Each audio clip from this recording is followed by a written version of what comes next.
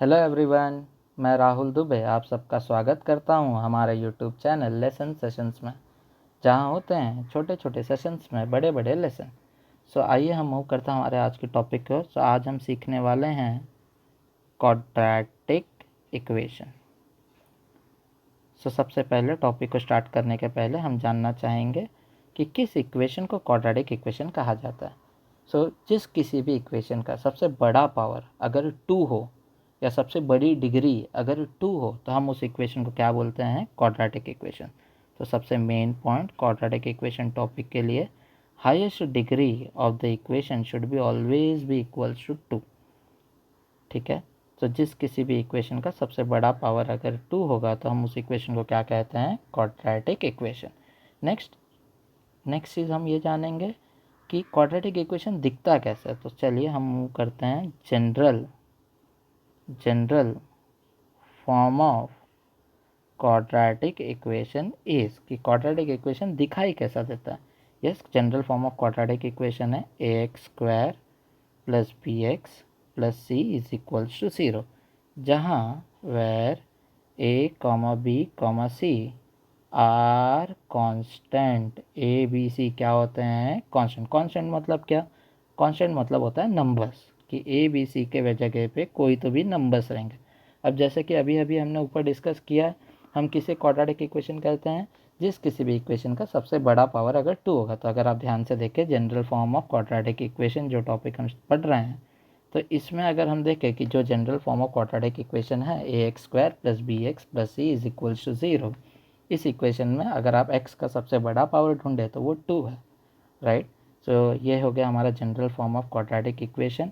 इसमें जो सबसे मेन चीज़ नोटिस करने वाली है वो ये है कि a का power and a should never be equals to 0। आप खुद सोचिए, अगर a का वैल्यू 0 हो गया तो 0 इंटू x² विल बिकम 0, और आपके इक्वेशन का जो सबसे बड़ा पावर 2 था वो ऑटोमेटिकली 1 में कन्वर्ट हो जाएगा, क्योंकि आपके इक्वेशन में क्या बचेगा? bx plus C is equals to 0। Yes, तो वो लीनियर इक्वेशन में कन्वर्ट हो जाएगा। हम इस टॉपिक के क्वाड्रेटिक इक्वेशन के लिए जो थंब रूल है कि x² का coefficient should not be equals to 0। Yes, next चीज़ जो हम जानना चाहेंगे क्वाड्रेटिक इक्वेशन के बारे में वो ये है कि नंबर ऑफ रूट्स और फैक्टर्स और सॉल्यूशन ऑफ क्वाड्रेटिक इक्वेशन। इसका मतलब क्या है सर? इसका सिंपल सा मतलब है कि किसी भी क्वाड्रेटिक इक्वेशन को सॉल्व करने पे कितने आंसर आएंगे, मीन्स उसके कितने रूट्स पॉसिबल है, मीन्स उसके कितने फैक्टर्स पॉसिबल है। तो इसका सिंपल सा सोल्यूशन है कि जैसे कि क्वाड्रेटिक इक्वेशन का सबसे बड़ा पावर क्या है? 2। तो किसी भी क्वाड्रेटिक इक्वेशन को सॉल्व करने पे आपको हमेशा 2 फैक्टर्स मिलते हैं। कितने फैक्टर्स मिलते हैं? 2। और अगर हम इन जनरल बात करें, ये तो क्वाड्रेटिक इक्वेशन की बात हो गई। तो यहाँ पे चाहिए तो हम नोट में इन जनरल बोल देते हैं।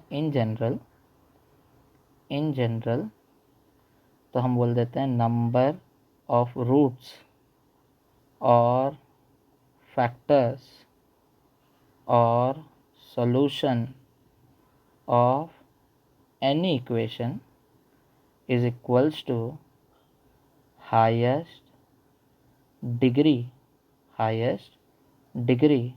Of the equation. जैसे कि हर कोई जानता है क्वाड्रेटिक इक्वेशन का हाईएस्ट डिग्री क्या है? 2। तो इसलिए किसी भी क्वाड्रेटिक इक्वेशन को सॉल्व करने पे कितने आंसर मिलेंगे? 2। यस, अब आप लोग को मैंने बता दिया किसी भी क्वाड्रेटिक इक्वेशन को सॉल्व करने पे 2 आंसर आता है। तो ऑब्वियसली नेक्स्ट टॉपिक जो हमारा ये रहेगा कि किसी भी क्वाड्रेटिक इक्वेशन को सॉल्व कैसे करते हैं। यस, तो सॉल्व कैसे करते हैं वो सीखने के पहले हम जानेंगे कि क्वाड्रेटिक इक्वेशन को सॉल्व करने के कितने तरीके हैं। तो there are 3 ways to solve quadratic equation। कौन कौन से 3 तरीके हैं? Yes, the A is factorization method, B is completing the square method, and C is formula method। आज के इस वीडियो में हम सीखने वाले हैं कि हमने एक चीज़ जान लिया है कि किसी भी क्वाड्रेटिक इक्वेशन को सॉल्व करेंगे तो 2 आंसर मिलता है, और उन इक्वेशंस को सॉल्व करने का कितना तरीका है, टोटल 3 तरीके हैं। The first way is factorization method, second way is completing the square method and the third way is formula method. आज के इस वीडियो में मैं आपको सिखाने जा रहा हूँ कि फैक्टराइजेशन मेथड से क्वाड्रेटिक इक्वेशन को कैसे सॉल्व करते हैं। Let's start with the factorization method. Yes, A factorization method. Factorization method में कैसे सॉल्व करते हैं ये मैं आपको एकदम क्लियर कर दूंगा आज के टॉपिक में with the help of 2 examples. Okay, so let's start with the example number 1। Example number 1। Okay, मैं एक क्वाड्रेटिक इक्वेशन लिखता हूँ, x square minus 10x plus 24 is equals to 0। Factorization method क्या होता है आपको एकदम अच्छे से समझेगा, आप लोग बस सामने ध्यान दो। आपको पहले यहाँ पे इस इक्वेशन को कंपेयर करके अपने जनरल फॉर्म से, जनरल फॉर्म क्या होता है हमारा, ax square plus B x plus C is equals to 0, right. आपको अपने जनरल इक्वेशन से, जनरल फॉर्म से कंपेयर करके क्वाड्रेटिक इक्वेशन में से a b c का वैल्यू निकालना है। अगर आप यहाँ पे ध्यान से देखो तो आपको समझ में आएगा कि a का वैल्यू क्या है, बताओ ज़रा। एक्स स्क्वायर का कोएफिशिएंट कुछ नहीं है मतलब 1 है, b का वैल्यू क्या है, x का कोएफिशिएंट कुछ नहीं मतलब क्या है, -10 है, और c का वैल्यू क्या है, 24। तो आपको करना क्या है, सबसे पहले फैक्टराइजेशन मेथड नाम से ही समझ में आ रहा है, हमें फैक्टर से ढूंढना है, हमें क्या ढूंढना है, फैक्टर्स। आपको a और c को मल्टीप्लाई करना होगा। तो a का वैल्यू 1 है, c का वैल्यू क्या है, 24। 1 इंटू 24 क्या होता है, 24, राइट। अब आपको ऐसे दो नंबर्स ढूंढने हैं, आपको ऐसे दो नंबर्स ढूंढना है जिन्हें मल्टीप्लाई करने पे 24 मिले, जो आपको प्रोडक्ट मिला है ए और सी का, और ऐड करने पे -10 मिले, बी की वैल्यू आपको मिलनी चाहिए। यस, तो मेरे ख्याल से हमारे पास दोनों नंबर रेडी है, -6 और -4। अगर आप -6 को -4 से मल्टीप्लाई करोगे तो आपको ये 24 मिलेगा, और वही अगर आप -6 और -4 को ऐड करोगे तो आपको मेरे ख्याल से बी का वैल्यू मिलेगा, राइट। आपको -10 मिल रहा, तो हमें फैक्टर्स मिल गए हैं। इस क्वाड्रेटिक इक्वेशन का फैक्टर है -6 और -4। Okay, so let's move towards the further steps. हम बोलेंगे राइट, तो हम एक्स स्क्वायर को ऐसे ही लिखेंगे।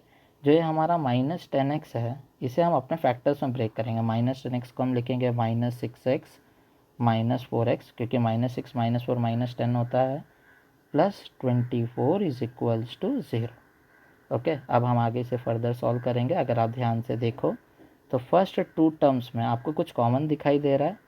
फर्स्ट 2 टर्म्स में यस, मेरे ख्याल से हमें x कॉमन दिखाई दे रहा है, तो हमें क्या बचा, x -6। अभी आप नेक्स्ट 2 टर्म्स को देखो ज़रा, नेक्स्ट 2 टर्म्स को देखो। मेरे ख्याल से नेक्स्ट 2 टर्म्स में अगर आप ध्यान से देखोगे तो हमें -4 कॉमन दिखाई दे रहा है, तो -4 कॉमन ले लिया। तो यहाँ पे अंदर क्या बचेगा, -4 बाहर जाएगा तो x बचेगा, और 24 में से अगर आप -4 निकालोगे बाहर तो -6 बचेगा, विच इज़ इक्वल्स टू 0।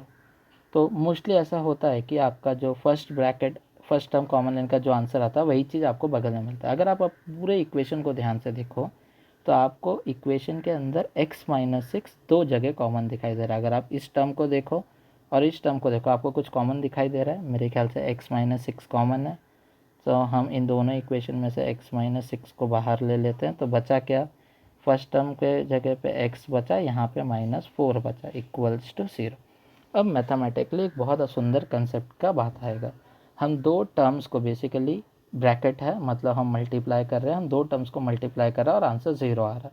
इसका मतलब क्या है, इसका मतलब ये है, ये तभी संभव है या तो फर्स्ट टर्म 0 रहे, क्योंकि 0 इंटू एनी नंबर तभी आंसर 0 आता है, या तो फर्स्ट टर्म 0 हो नहीं तो सेकेंड टर्म 0, राइट। तो हम बोलेंगे देयरफॉर या तो x -6 इज इक्वल टू 0 होगा, नहीं तो x -4 इज इक्वल्स टू 0 होगा। अगर आप -6 को ये बाजू लेकर आओगे तो आपको क्या मिलेगा, +6। इन द सिमिलर वे अगर आप -4 को ये बाजू लाएगा तो आपको क्या मिलेगा, +4। सो इन द सेम वे अगर आप देखोगे तो हमें इस क्वाड्रेटिक इक्वेशन के सोल्यूशन मिल गए 6 और 4। तो अगर आप ध्यान से देखो तो इस quadratic equation x square -10x plus 24 is equal to 0, इस इक्वेशन को सॉल्व करने पे हमें दो आंसर मिले, x की वैल्यू 6 और x की वैल्यू 4। सर ऐसे कैसे मान लें, ये सही है गलत है? अगर आपको क्रॉस चेक करना तो अब x की वैल्यू 6 पुट करके देखो इक्वेशन के LHS में। 6 का स्क्वायर क्या होता है, 36। 36 प्लस 24 क्या हो जाएगा, 36 प्लस 24 60 होता है, और -10 इंटू 6 क्या होगा, 6 -60 होगा, तो +60 -60 क्या होगा, 0। It means LHS is equals to RHS। In the similar way 4 को चेक करो, 4 का स्क्वायर क्या होता है, 16, 16 + 24 क्या होता है, 40, और -10 इंटू 4 क्या होता है, -40, 40 - 40 इज 0, मतलब LHS is equals to RHS। ये हमने एक एग्जाम्पल देखा है। तो कंसेप्ट को और थोड़ा अच्छे से ब्रश अप करने के लिए हम सेकेंड एग्जाम्पल की तरफ बढ़ते हैं। सेम सिमिलर वे से हम करेंगे सेकेंड एग्जाम्पल। यस, मैं इक्वेशन लिखता हूँ 3y² - y -10 is equals to 0। Okay, so अभी ऐसा ज़रूरी नहीं है कि आपका हर बार मेन वेरिएबल x ही रहेगा, y हो सकता है, m हो सकता है, p हो सकता है, q हो सकता है, कोई भी वेरिएबल यूज़ कर सकते हैं आप। तो ये सब में हमें y की वैल्यू ढूंढनी है। पहली बात, ये क्वाड्रेटिक इक्वेशन है, हाँ, क्योंकि इस इक्वेशन में y का सबसे बड़ा पावर क्या है, 2 है। तो हम फैक्टराइजेशन मेथड से स्टार्ट करते हैं। हमें a b c की वैल्यू लगने वाली है। a की वैल्यू क्या है, 3, b की वैल्यू क्या है, -1, c की वैल्यू क्या है, -10, राइट। a का वैल्यू 3 हो गया, b का वैल्यू -1 हो गया, c का वैल्यू -10 हो गया, राइट। तो अब हम क्या बोलेंगे, a b c की वैल्यू हमें मिल गई। अब हमने क्या सीखा था, a और c को मल्टीप्लाई करना है, तो 3 × -10, आंसर क्या आ रहा है हमें, -30। 3 × -10 इज़ -30। अब इसके दो फैक्टर्स बताओ जिन्हें मल्टीप्लाई करने पे -30 और ऐड करने पे b का वैल्यू आना चाहिए, राइट। तो मेरे ख्याल से -6 और 5 दो फैक्टर्स हैं। -6 × 5 क्या होता है, -30 होता है, और -6 + 5 क्या होता है, -1 होता है।